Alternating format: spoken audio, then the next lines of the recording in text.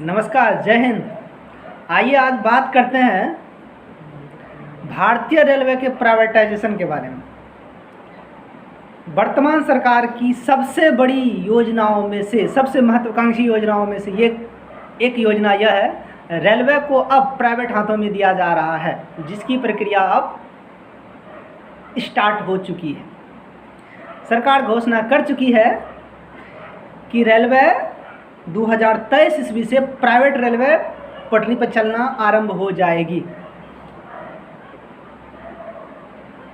मतलब इस बात से हम लोगों को खुश होना चाहिए या नाराज होना चाहिए। बहुत आदमी इस समय डिसाइड भी नहीं कर पा रहे हैं। आज हम इसी विषय पर चर्चा करने वाले हैं। आइए जानते हैं सरकार ने जो घोषणा करी है कि रेलवे को 2023 से प्राइवेट रेलवे चलना स्टार्ट हो जाएगी, उसका क्या क्या आगे आने वाले टाइम में प्रभाव हो सकता है हमारे ऊपर, या खास करके समाज में जो तबका है जो डायरेक्टली एंड डायरेक्टली, ऐसा शायद ही कोई पर्सन होगा जो रेलवे से सफ़र न किया होगा कभी। तो रेलवे का प्राइवेटाइजेशन होने से क्या बेनिफिट होने वाला है, क्या लॉस होने वाला है, इस चीज़ के बारे में आज हम चर्चा करने वाले हैं। वर्तमान समय में रेलवे में 12 लाख से अधिक, 2019 का डाटा बता रहा है कि 12 लाख से अधिक एम्प्लॉय इसमें कार्यरत है। यदि एक एम्प्लॉय के पीछे 4 मेंबर भी हम यदि मान लेते हैं, एक एम्प्लॉय है उस पर डिपेंडेंट 4 फैमिली मेंबर है, तो समझ लीजिए लगभग 50 लाख आदमी जो रेलवे के प्राइवेट नहीं परमानेंट एम्प्लॉय है, वो फैमिली प्रभावित होने वाले हैं। ऐसा क्यों बोल रहे हैं? ऐसा नहीं है कि सरकार इसको निकाल देगी, निकालेगी तो नहीं, लेकिन ये बात जान लीजिए कि आने वाले टाइम में जो ये दरवाज़ा है ना आप इंटर करने वाला, वो बंद होने वाला है।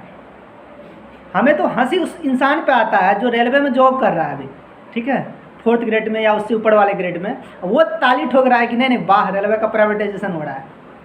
हमें तो उसकी सोच पर आश्चर्य लगता है कि आप कैसे ताली बजा रहे हो जी। रेलवे के प्राइवेटाइजेशन होने के बाद क्या होने वाला है? जिस काम के लिए अभी 20 से 25 हज़ार रुपया तनख्वाह मिलता है ना आपको एक ट्रैकमैन के काम करने के लिए, उस काम को आपको 8 से 10 हज़ार में करना पड़ेगा। अभी 4 से 5 घंटा काम करते हो, आकर के अपने रूम पर आराम करते हो ना, वो आपको 10 से 12 घंटा खटाएगा, वही 10 हज़ार रुपया। हम ये कान खोल के सुन लीजिए। तो रेलवे में जॉब करते हुए जो ताली बजा रहे हैं ना, सब ताली निकल जाएगा उस टाइम में। तो रेलवे का प्राइवेटाइजेशन होने से हमारे समाज पे बहुत ही बुरा असर होने वाला है। पहला कि रेलवे बहुत महंगा होने वाला है। जान लीजिए रेलवे का सफ़र करना उतना आसान काम अब नहीं रहेगा प्राइवेटाइजेशन होने के बाद। क्यों? रेलवे के पैसेंजर ट्रेन अभी तक जो वर्तमान में चलाई जा रही है सरकार के द्वारा, वो एक तरह का वेलफेयर प्रोग्राम है। मतलब सरकार को उससे न तो नफ़ा होता है न तो घाटा हो रही है। सरकार उतना ही अर्न कर पा रही है जितना उसमें खर्च कर पाती है। आखिर सरकार को रेलवे से इनकम कहाँ से होता है? तो जो गुड्स ट्रेन होता है रेलवे का, जो वो ट्रेन जिसमें सामान को एक जगह से दूसरी जगह ले जाया जाता है, उससे सरकार को बेनिफिट होती है बस। अब सरकार सोच रही है कि हमको इधर से भी बेनिफिट हो। तो बताइए, जब सरकार इतना दिन से ट्रेन चला रही है, उसको इसमें बेनिफिट नहीं हो पा रही, तो प्राइवेट जो कंपनी ट्रेन लेगी, जो कंपनी चलाएगी, उसको बेनिफिट नहीं होगा तो ट्रेन क्यों चलाएगी? तो स्वाभाविक है उसको बेनिफिट तब होगा जितना आप फेयर अभी दे रहे हैं उसका कई गुना बढ़ाएगा। ये तो सीधा सा सवाल है। तो भाई बताइए कि जब अब प्राइवेट कंपनी अपना मुनाफा कमाएगी, ट्रेन को मॉडर्नाइज करेगी, आधुनिक व्यवस्था देगी, उसके बाद सरकार को टैक्स देगी, तब ट्रेन चलाएगी, तो आप क्यों नहीं कर सकते हैं भाई? क्या दिक्कत है आपको?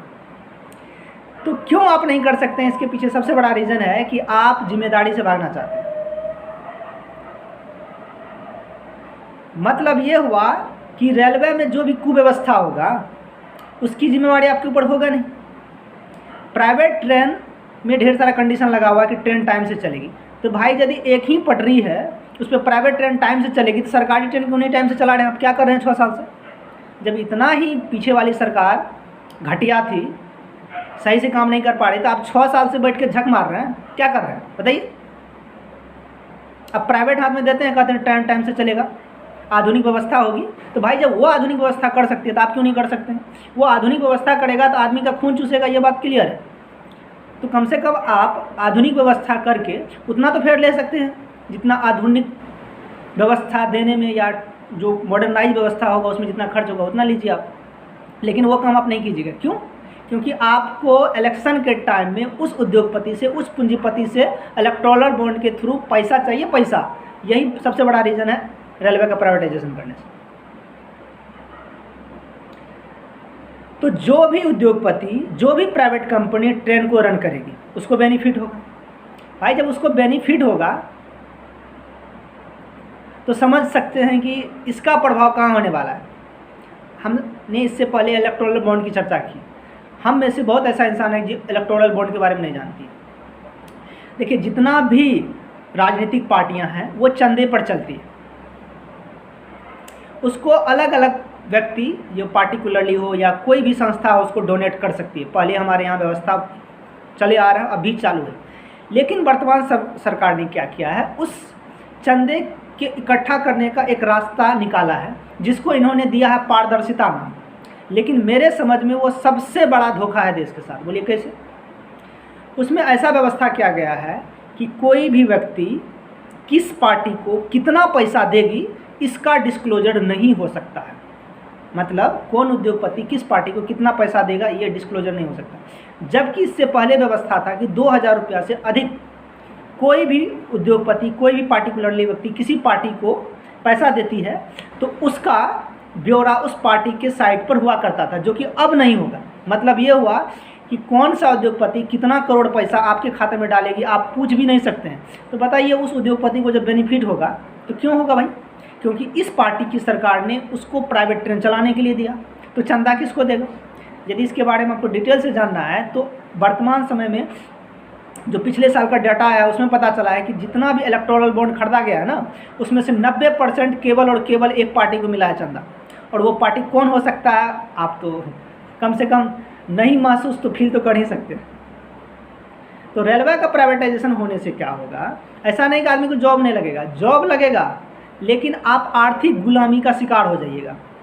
अभी जिस काम के लिए आपको 20 से 25 हज़ार रुपया मिलता है, उससे हायर पोस्ट के लिए 30 से 40 हज़ार रुपया मिलता है, 60 हज़ार रुपया मिलता है। उसी काम को करने के लिए आपको 10 से 12, 15, 25, 30 यानी कि हाईएस्ट उससे ज़्यादा मिलने वाला नहीं। आप कान खोल के सुन लीजिए। इस विकट परिस्थिति में